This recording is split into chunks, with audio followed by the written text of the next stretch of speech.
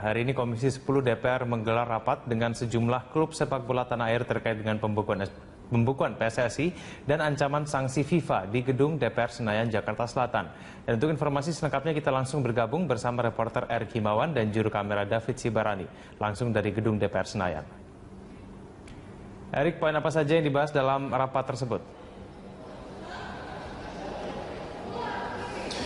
Ya, Egan, memang ada beberapa hal yang dibahas antara pertemuan pimpinan DPR, yaitu Wakil Ketua DPR Fahri Hamzah dan Ketua Komisi 10 yaitu Teguh Rifki Harsya dengan Persipura, dan mereka menganggap bahwa pembekuan dari PSSI oleh pihak Menpora ataupun Imam Nahrawi itu dianggap terlalu berlebihan, dan ini akibat pembekuan ini banyak sekali dampak yang terjadi saat PSI saat ini dibekukan. Ya, sementara itu Egan dan pemirsa, bahwa untuk Komisi 10 sendiri sudah melakukan rapat beberapa kali terkait pembekuan PSSI ini. Ya, memang salah satunya itu terjadi pada Selasa kemarin, tanggal 26 Mei 2015. Ya, memang hasil dari rapat Komisi 10 itu bahwa mendesak Menpora untuk mencabut SK tentang pembekuan dari PSSI. Ya, sementara itu pemirsa, tadi juga hadir dari perwakilan Persipura, dan mereka menganggap bahwa pembekuan ini sangat merugikan untuk Persipura sendiri. Memang saat ini Persipura sendiri dapat memasuki semifinal dalam Piala AFC yang digelar beberapa waktu yang lalu. Egan. Ya, Erik, lalu kemudian rekomendasi apa yang disampaikan dari pimpinan Komisi 10 dalam rapat tersebut? Ya, memang tadi ada beberapa rekomendasi dari Ketua Komisi 10, yaitu Teguh Rifki Harsya. Mereka mengemukakan bahwa Menpora ataupun Imam Nahrawi harus segera mencabut dari SK pembekuan PSSI. Memang ini salah satunya berdampak besar dari pemain sepak bola di seluruh Indonesia. Dan ini juga berdampak terhadap image dari sepak bola di Indonesia sendiri terhadap perhimpunan sepak bola yaitu FIFA. Ya, sementara itu dampak lainnya adalah saat ini concern dari Wakil Ketua DPR Fahri Hamzah, bahwa mereka menyebutkan bahwa ini adalah sangat concern. Kemarin juga Presiden Joko Widodo juga menyinggung kasus ini di Facebooknya, bahwa Presiden Joko Widodo menganggap bahwa Menpora Imam Nahrawi harus terus melanjutkan dari pembekuan PSSI ini. Namun hal ini dituding sebagai dalang terhadap pembekuan PSSI saat ini, ya, dari Komisi 10 sendiri, dan Wakil Ketua DPR harus segera mencairkan ataupun mentarik SK dari pembekuan PSSI karena merugikan banyak pihak. Egan.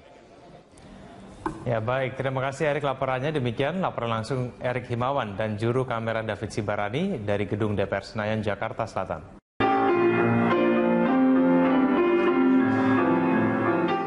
Bersama Lunch Talk, pemirsa, kami mengajak Anda untuk memberikan komentar lewat Twitter di @jurnalsiang atau SMS ke 08118335551.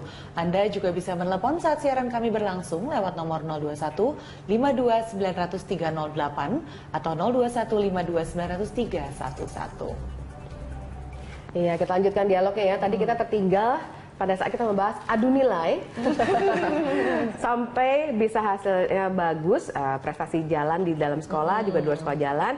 Nah, terus saya ingin tanya nih, kapan mainnya? Apakah ada waktu tetap untuk bermain gitu, yang merasa ada me time-nya begitulah gitu? Kalau me time-nya sering, kayak me time ya pasti kayak sendiri apa semua pasti justru lebih sering gitu. Lebih sering. Tapi kalau main sama temennya gimana? Main pasti main, biasanya Jumat sore pulang sekolah biasanya main.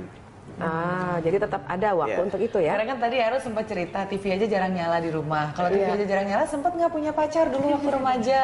Dulu malas banget. Aku paling malas mikirin pacar karena kalau sekarang lebih malas lagi karena udah profesional, udah lebih sibuk lagi. Karena lebih susah lagi, ya. Jadi ya pacar kan harus yang kayak gitulah kayak. Ribet ya. Iya, Ini kan bikin Aira ribet. udah 20 tahun ya, jadi dia mungkin sudah bisa menjawab sesuai dengan kondisi saat itu. hatinya. Isi hati. Nah ini kalau Ibu Jiska kan putranya baru 15 tahun, dan terus kemudian dia gimana? Kan dia pasti keinginan untuk bermainnya juga ada gitu, tidak hanya belajar atau ekskul saja. Iya. Tetap dia main dengan teman-temannya, terutama teman sekolahnya. Tapi selain itu, olahraganya dia itu juga membuat dia senang gitu. Jadi dia fun kalau dia melakukan kegiatan itu. Jadi ya main sama teman-teman, dan pada saat dia melakukan kegiatan olahraga ya dia juga fun, bermain menurut dia. Jadi justru kegiatan-kegiatan ekskul itu buat dia sebagai sarana untuk dia menyalurkan energinya dan juga sekaligus bermain. Iya. Berpengaruh positif nggak sih bahwa Christopher ini juga tergabung dalam berbagai komunitas yang dipersatukan dengan kesamaan hobi sports tersebut seperti itu? Iya, jadi dia banyak belajar dari teman-teman yang satu komunitas ya. Kalau dalam golf kan dia ikut junior golf gitu. Jadi dia ya berbagi pengalaman dengan teman-temannya yang sudah lebih memiliki istilahnya apa ya, jam terbang lebih tinggi di lapangan gitu. Ini kan kita udah dengarnya Bu Jiska ini sangat suportif, sangat mengetahui apa yang menjadi kesukaan dan yang ditekuni oleh Tapi putranya. ngomong-ngomong seperti soal itu ya. kesukaan, apa Ibu dari awal sudah tahu dia itu sukanya golf, sukanya musik? Apa Ibu kemudian konsultasi lah gitu dengan seorang psikolog untuk menentukan sebenarnya bakat dan minatnya anak ini di mana? Justru untuk mengetahui minat dan bakat setelah dia besar. Setelah dia SMP baru kita melakukan tes. Tapi pada saat kecil saya awalnya itu membiarkan dia untuk mengikuti segala jenis kegiatan karena memang belum tahu kan arahnya kemana. Tapi salah satu cara saya juga sebenarnya untuk menyalurkan energi dia yang berlebih, karena Kristo waktu kecil itu sangat gesit ya, bukan hiperaktif sih tapi aktif sekali gitu. Jadi dia tidak bisa diam gitu ya. Jadi kalau di kelas itu memang paling heboh. Nah, salah satu caranya menurut psikolog harus coba disalurkan energinya itu apa saja yang dia suka gitu. Jadi olahraga tenis, bola, berenang, Jadi dan lain biarkan dia sebagainya. memilih sendiri. Iya, sampai akhirnya pada saat dia sudah besar dia tahu bahwa oke, saya mungkin lebih cocok Maunya yang ini gitu ya. gitu. Kalau Aero dulu bisa akhirnya suka sama jet ski, apa karena memang sudah dari kecil ya di settingnya seperti itu sama orang tua? Enggak, pas kecil dikasih papa ngasih jet ski, terus go-kart, motocross sama ATV. Sempat ada beberapa pilihan Iya, ya. itu untuk yang mesin. Terus kalau yang olahraga yang nggak ada mesinnya paling main bola, basket, terus paling dulu taekwondo, sekarang dan satu. Kenapa Aero tapi nyantolnya tuh di jet ski? Paling challengingnya paling beda. Bener challenge-nya tuh bener-bener yang jet ski nggak ada remnya soalnya. Jet ski nggak ada rem, terus ombaknya kan setiap detik ganti-ganti ya kan. Jadi mungkin belokannya bisa sama tempatnya, temen cara kita belok setiap lap beda. Atau mungkin kalau ada orang di depannya kita harus nguber lagi, itu lebih cepet thinkingnya daripada, jadi thinking skillnya tuh bisa lebih cepet daripada kayak mungkin mobil kan lebih kayak ngafalin track dan harus benar-benar precision banget untuk kita ngafalnya. Kalau jet ski mungkin nggak harus precise banget, tapi kita harus bisa calculate yang precise untuk the next couple of seconds-nya. Oke, jadi intinya sebenarnya menjadi atlet itu tidak hanya lebih ke fisik ya, tapi ternyata juga dibutuhkan kemampuan untuk berpikir yang baik. Makanya tetap harus jalan dua-duanya ya, ke ekskul juga, sekolah tetap nomor satu. Nah, kita sapa saja penelpon kita yang sudah bergabung, yaitu Pak Gusman Syah di Riau. Silakan Pak, apakah ada tanggapan terhadap anak-anak remaja yang punya segudang prestasi di luar sekolahnya ini? Halo, selamat siang. Ya, selamat siang Pak Gusman Syah, silakan. Nah, begini Bu, kita berharap pada pemerintah ini agar anak-anak berprestasi itu berilah dukungan. Kita anak-anak berprestasi itu bukannya hanya di ibu kota saja. Seperti di daerah, di provinsi-provinsi itu kan harus kita apresiasi juga. Sehingga seperti kita contoh di luar negeri itu, seperti nggak usah jauh-jauh, seperti negara tetangga aja deh, Malaysia atau Singapura, anak-anak berprestasi itu memang harus dicari gitu loh. Sehingga anak berprestasi itu ada itu di daerah, bukannya di kota saja. Ya. Nah, begitu maksud kita, supaya pemerintah kita ini memperhatikannya semuanya, Ibu. Hanya itu, Ibu. Terima kasih banyak, Bu. Baik, terima kasih Pak Gusman Syah. Ya, ini memang poin yang sangat menarik juga ya, karena nggak semua orang kemudian terekspos dengan berbagai pilihan ini, atau mungkin ditemukan oleh pihak-pihak yang sebetulnya bisa membantu dan memberikan katakanlah beasiswa dan sebagainya gitu ya. Kalau kita ngomong soal sponsorship gitu ya, atau dukungan, Aero sendiri gimana pengalamannya? Apakah cukup mendapatkan endorsement dan dukungan dari scene lokal atau selalu di Untuk luar? Di luar pasti dapat. Di sini BNI udah support cukup lama, udah 5 tahun lebih. Terus dari ya kayak Yamaha itu kan aku emang dari sana Tapi juga. kalau dari pemerintahnya sendiri, tadi kan juga dibilang kan dukungan dari pemerintah, kata Pak Gusmansa. Pernah nggak ada Pernah nggak apresiasi ada ya, seperti itu? Pemerintah itu dukung kalau emang lagi ada namanya multi-event. Multi-event tuh kayak misal kita ngomong Asian Games atau SEA Games. Kalau jet ski ada di Asian Beach Games. Itu mereka dukung untuk kasih financial apa segala macam. Untuk ikut kompetisinya. Iya, karena itu kan kita pergi secara kontingen, satu kontingen pergi di bawah Indonesia semua. Jadi ya bukan single event yang. tapi kalau kayak- Tapi luar itu kalau itu- memang ada cabang olahraganya. Kalau ada Tapi cabang kalau hanya olahraganya. untuk Kalau di kompetisi luar jet ski itu kejuaraan dunia, lebih banyak pribadi atau Dewi semua pribadi. Oh, oke ya. Untungnya memang bisa didukung oleh pribadi, bahkan pun ada sponsor-sponsor dari perusahaan-perusahaan ya. Nah, kalau misalnya Bu Siska melihatnya bagaimana, tadi kan katanya Pak Gusmansa menelpon kita, dia mengatakan bahwa itu mungkin hanya orang-orang yang di Jakarta misalnya. Nah, kalau di daerah menurut Ibu akan sama tidak, sebenarnya lebih kepada orang tua tadi kembali perannya? Karena kan menurut saya begini, karena saya taunya untuk golf ya, itu kan kalau ada turnamen gitu kan biasanya banyak anak daerah juga datang ke Jakarta gitu. Jadi bukan hanya anak-anak dari Jakarta. Jadi orang tua juga sangat berperan untuk mencari informasi. Karena belum tentu anak ini kan tahu ya kapan ada jadwal turnamen, kapan ada event. Jadi orang tua yang harus lebih mengencourage dan lebih mencari informasi sebenarnya kalau memang mau mensupport dan mengembangkan anaknya. Iya, jadi kembali ke peran orang tua ini ya. kita untuk udah orang bahas ya. berulang-ulang dari tadi bagaimana peran orang tua ini sangat krusial dalam perkembangan anak dan prestasinya di luar Iya, sekolah. betul. Akhirnya sendiri pernah terbayang nggak? Kita udah dengar cerita ya dengan Bu Siska tadi, dengan Christopher, bagaimana jika keluarganya Aero itu tidak sesuportif ini? Tentunya sangat besar sekali peranan Iya. mereka terhadap kesuksesan Aero sekarang ya. Besar banget soalnya ya yang kan kayak orang tua kan sebenarnya kayak nge-invest ke anaknya juga kan. Tapi itu juga it depends on the kid mau apa enggak. Mereka bisa bilang kayak misalnya papa aku kayak udah kayak invest untuk di jet ski apa segala macem, cuman it depends on me. Kayak lucky aja kayak aku emang pengen, cuman kalau ada misalnya anak yang nggak suka, terus anaknya nggak bisa ngomong ke orang tuanya, jadi kayak terpaksa akhirnya. terpaksa kan juga nggak bisa jadi bagus juga kan jadinya. Jadi komunikasi menjadi penting ya. Kalau Iya. tadi Bu Siska juga bilang dia membiarkan Christopher mencoba satu-satu dulu semuanya sampai capek baru tahu sukanya golf gitu. Supaya dia nggak penasaran gitu kan. Kita nggak boleh membatasi kan, walaupun mungkin saya melihat mungkin gitu, oh mungkin anak ini nggak bakat di sini, tapi saya nggak pernah mengatakan itu kepada dia. Jadi nggak mematahkan semangat, supaya dia merasa dulu, baru abis itu oke, berarti saya kurang di sini. Kita boleh kasih tahu, tapi jangan sampai mematahkan semangat anak itu. Ini Iya sih, ngomong-ngomong betul. soal keluarga nih ya, Aero ini juga punya adik yang juga bergelut di bidang yang sama dan juga berprestasi. Namanya Aksa, 3 tahun lebih muda ya. Ini gimana nih kalau di rumah? Terjadi persaingan dong pasti ya? Iya. Ada cerita lucu nggak? kita berdua benar-benar kompetitif banget dari pokoknya untuk olahraga kita benar-benar gila kompetitifnya, yang di jet ski pun juga begitu, kita bisa yang finish 1-2 yang kayak sekarang ini 2015 di seri 1 US National Tour-nya juga Aksa lagi leading, aku yang kedua malahan.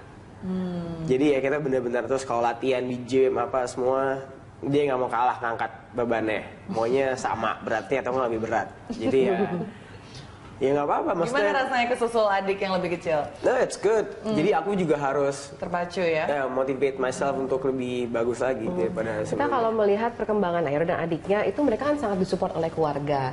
Kemudian juga tadi nggak sedikit nilai ekonominya ya, maksudnya dibutuhkan biaya yang besar untuk bisa mendukung supaya bisa berprestasi seperti ini. Nah, Ibu Siska, bagaimana kemudian menyiasatinya? Kan pasti kan mungkin nggak semua orang bisa kemudian memberikan biaya yang besar kepada anaknya supaya dia bisa mengikuti berbagai kegiatan, kemudian juga bisa berprestasi pada akhirnya. Bagaimana menurut Bu Siska menyiasatinya? Menurut saya sih banyak bidang sebenarnya yang bisa mengakomodir keinginan anak gitu, nggak harus yang selalu membutuhkan investasi besar gitu ya. Jadi menurut saya balik lagi ke orang tuanya, kemampuan orang sejauh mana orang tua bisa mensupport. Jadi tidak harus ada yang dipaksakan. Saya rasa anak juga akan mengerti kan kalau kita ajak bicara, misalnya belum tentu yang dia inginkan itu bisa dipenuhi karena keterbatasan banyak hal gitu. Kalau menurut saya sih banyak olahraga atau banyak bidang yang bisa diikuti oleh anak ya. Maksudnya nggak bisa ikut yang ini, dia bisa ambil yang lain. Jadi banyaklah terbuka kesempatan untuk anak-anak. Ini Bu Citra ini nampaknya sudah mengadaptasi pola asuh yang juga cukup modern dan terbuka ya pemikirannya. Boleh tanya sedikit nggak, apakah ini juga pola yang diterapkan ketika dulu Ibu Siska sebagai anak-anak? Apakah ada perbedaan dalam pola asuh dari satu generasi ke yang lainnya? Iya dong, karena dulu saya juga ingat kalau misalnya lagi harus latihan piano, berarti ibu saya akan ada di samping saya. Sabar menunggu. Sabar menunggu. Begitu ya. Nah, apakah Ibu Siska juga seperti itu, intensif gitu ya, mengawal sang anak? Saya rasa sebagai orang tua saya banyak belajar dari pengalaman yang sudah pernah saya dapatkan, yaitu diasuh oleh orang tua saya. Jauh sedikit banyak pasti saya akan mengikuti pola mereka, karena yang saya rasakan sekarang manfaatnya itu adalah hasil dari asuhan mereka. Jadi lebih banyak ke arah situ juga, dan saat ini pun karena kita keluarga sangat dekat gitu. Jadi orang tua saya juga banyak berperan dalam pengasuhan anak-anak saya gitu ya.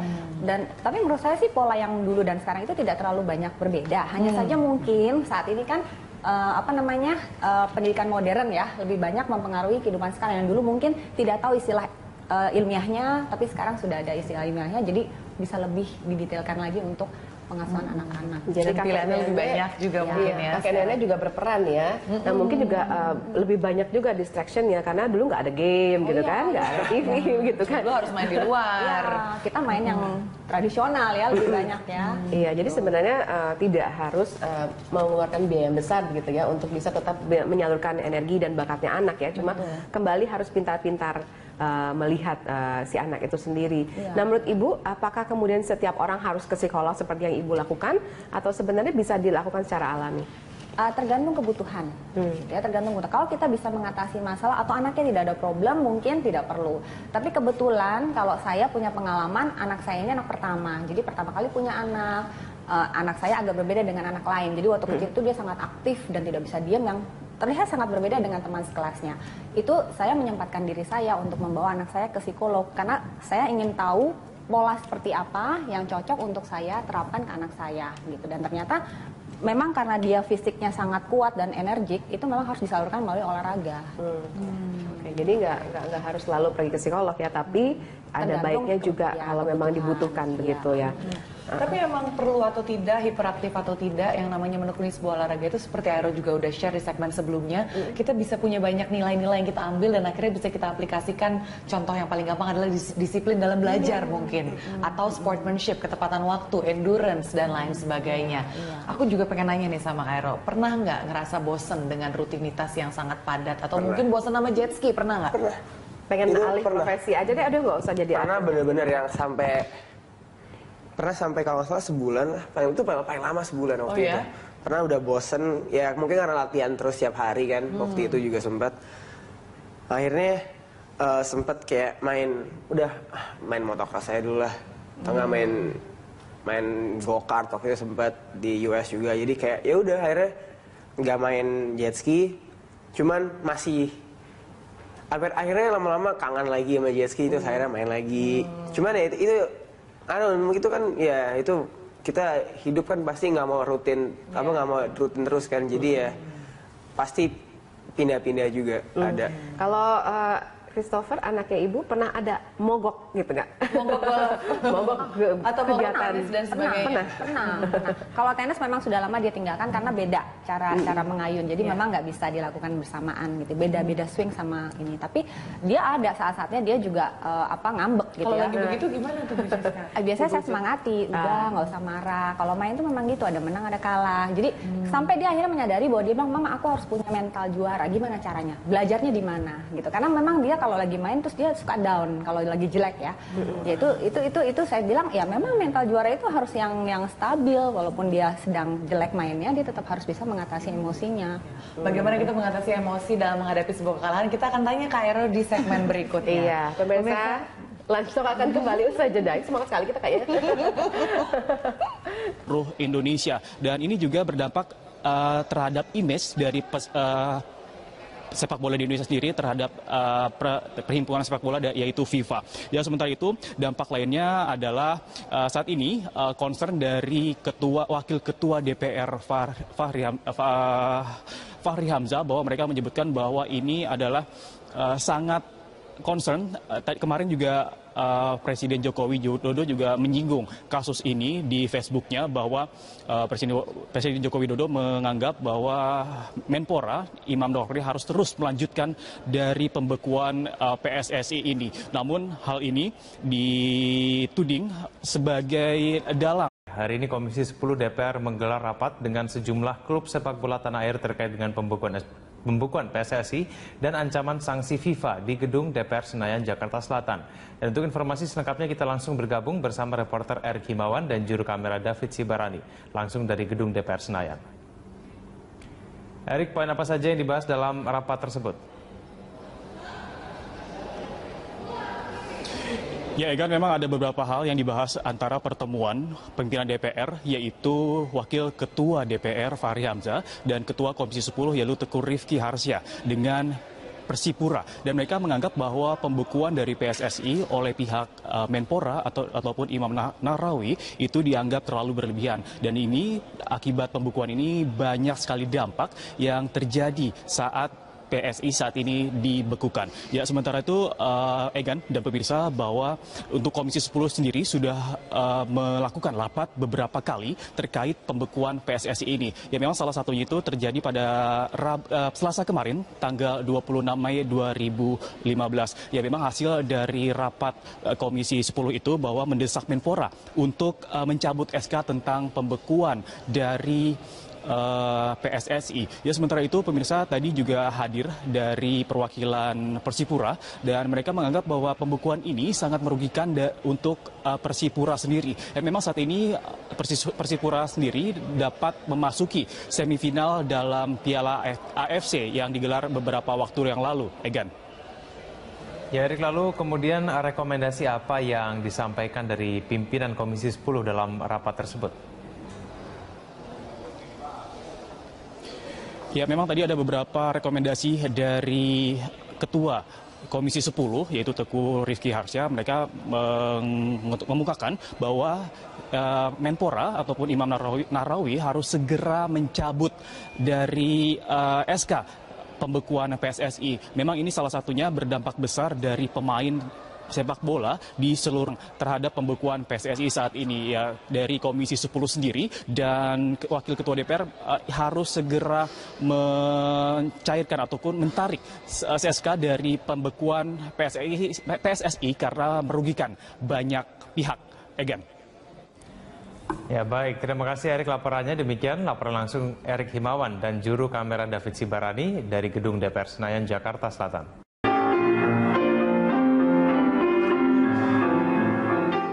Bersama Lunch Talk, pemirsa, kami mengajak Anda untuk memberikan komentar lewat Twitter di @jurnalsiang atau SMS ke 0811 833 5551. Anda juga bisa menelepon saat siaran kami